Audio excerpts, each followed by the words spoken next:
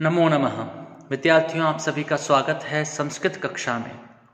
और आज हम आपसे चर्चा करने जा रहे हैं हितोपदेश मित्र लाभ की जो कथा हम पहले पढ़ रहे थे, कपोत मूषक कथा की, उसी के अगले भाग की ओर।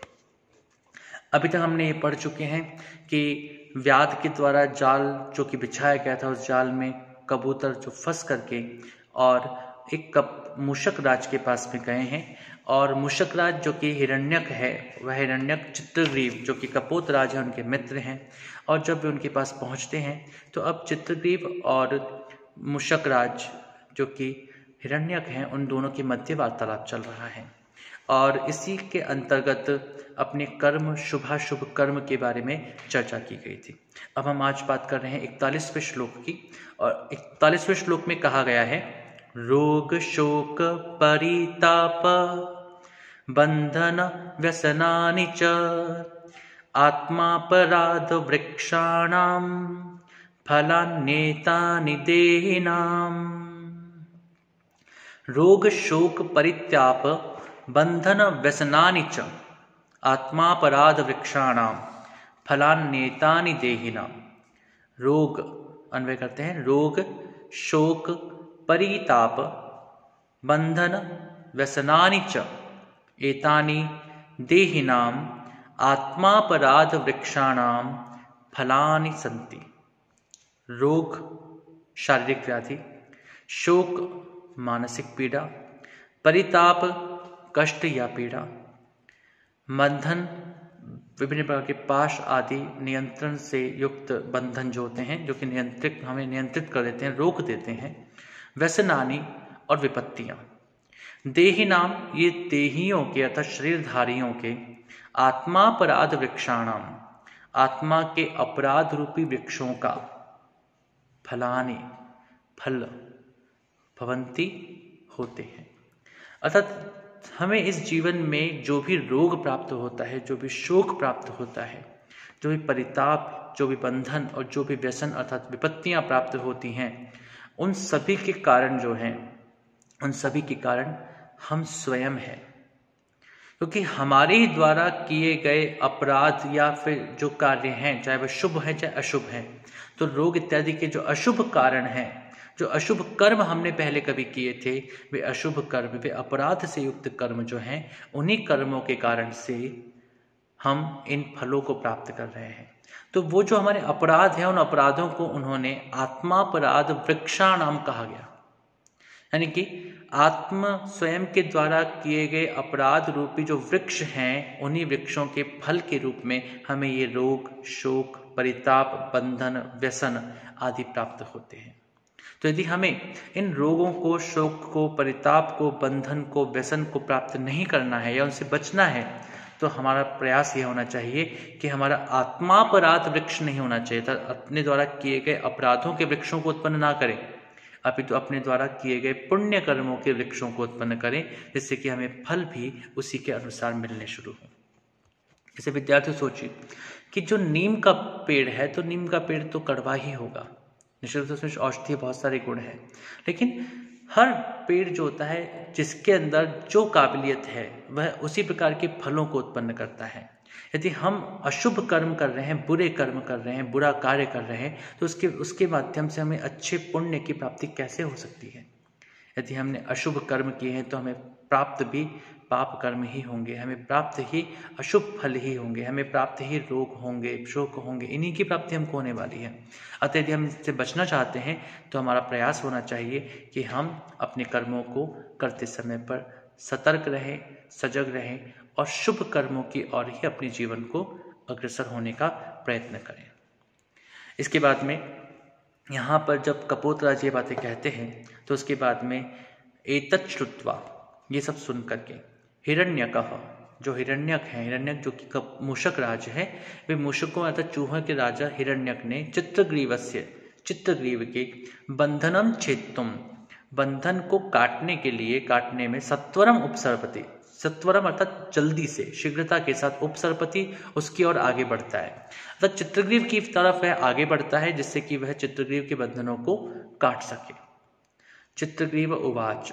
देखिए यहाँ पर चित्रग्रीव की महत्ता क्या है, एक राजा को कैसा होना चाहिए, एक राजा को अपनी प्रजा के प्रति किस प्रकार का होना चाहिए, यह वह बात कहता है। तो चित्रग्रीव उवाच, तब चित्रग्रीव बोला, मित्र माँ माँ एवं, हे मित्र नहीं नहीं ऐसा मत करो। अस्मत् आश्रितानाम एषाम तावत पाषाण छिंदी तदा मम पाशम पश्चात छिद्यति। अस्मत् आश्रितानाम, हम पर जो आश्रित हैं, यानी कि जिन्होंने मुझे राजा के रूप में अपना स्थान प्रदान कर रखा है, जो मुझे राजा मानते हैं, ये सारे के सारे कबूतर मुझ पर आश्रित है। अतः अस्मत् आश्रितानाम, मुझ पर आश्रित, यानी कि हम पर जो आश्रित हैं, उन आश्रितों का, एशाम इन कबूतरों का, तावत पाषाण छिंदी, पहले पाषाण यानी कि उसके जालों को काटो, तदा मम पाशम, और उसके पश्चात मेरे पाशों को काटना, मेरे जाल को काटना।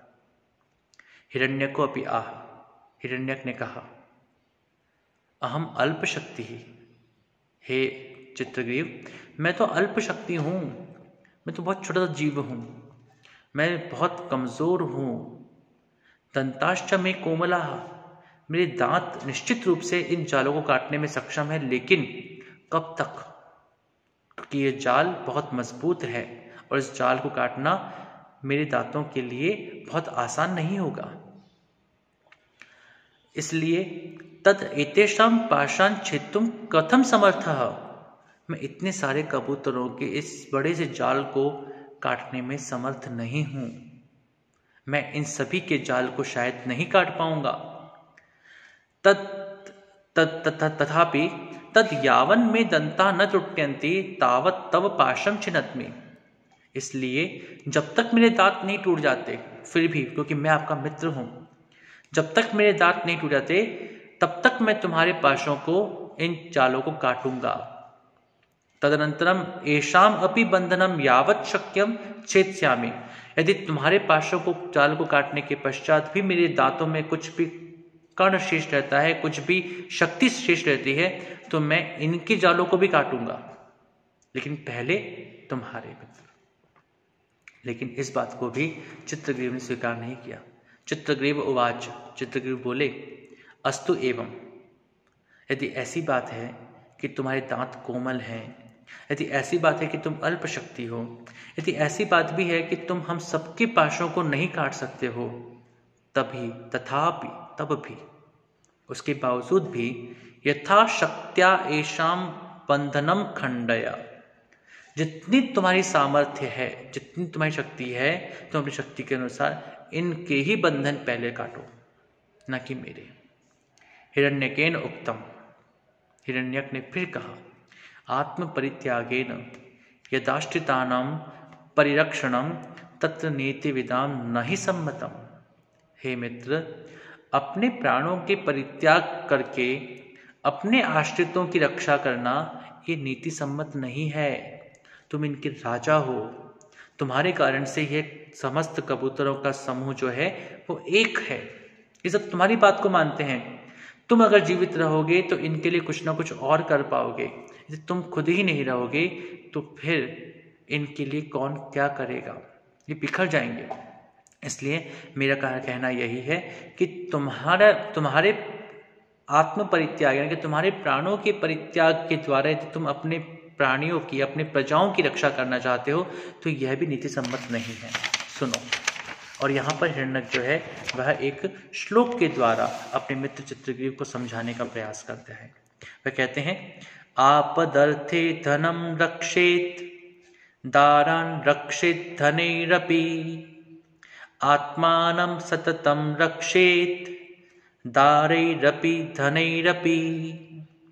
वह कहते हैं इसमें कि आपदर्थे धनम रक्षेत, आपदर्थे धनम रक्षेत धने अपि दारान रक्षेत आत्मानं दारे अपि धने अपि सततम रक्षेत। आपत्ति से बचने के लिए, आपदर्थे अर्थात आपत्ति से बचने के लिए धनम रक्षेत, हम धन की रक्षा करते हैं। लेकिन यदि हमारे परिवार के कुछ लोग, यदि हमारे स्वजन किसी संकट में आ जाते हैं तो हम धने अपि, तो हम धन के द्वारा, दारान अपनी स्त्रियों को, अपने परिवार के अन्य जनों की रक्षा करते हैं। यानी कि हम उस धन को भी बलिदान कर देते हैं, धन को भी दे देते हैं यदि हमारे ही स्वजनों पर किसी प्रकार का संकट आ रहा हो। लेकिन मित्र सोचो, जब संकट स्वयं के ऊपर आ रहा हो, जब आपके स्वयं के प्राण चले जाने का भय हो, तो उस समय पर क्या करना चाहिए? तो उस समय पर आत्मानम, अपने प्राणों की रक्षा करने के लिए तो इस धन को और इस स्वजन को, दोनों को ही छोड़ देना चाहिए। क्योंकि पहले आत्मरक्षा है, उसके बाद दूसरों की रक्षा है। यदि स्वयं को नहीं बचाओगे तो दूसरों को कैसे बचा पाओगे? हिरण्यक की ये बात कहीं ना कहीं ठीक भी लगती है, लेकिन चित्रग्रीव एक सामान्य व्यक्ति नहीं है, वह एक राजा है और राजा पर अपनी प्रजा की जिम्मेदारी होती है।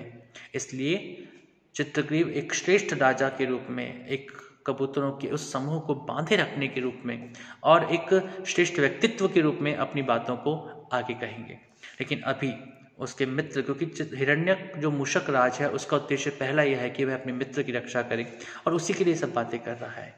लेकिन चित्रग्रीव जो है उसका उद्देश्य पहला यह है कि मैं अपनी प्रजा अर्थात अपने आश्रित कबूतरों की रक्षा करूँ, और इसलिए वह अपनी बात अलग तरह से कहेंगे। तो यहाँ पर हिरण्यक ने अपनी बात कही। आगे क्या कहते हैं इसको हम आगे पढ़ते रहेंगे, इन पाठों को और आगे बढ़ाते रहेंगे। तब तक के लिए आप सबका बहुत बहुत धन्यवाद। नमो नमः। शुभम भवतु। पुनर्मिलामः।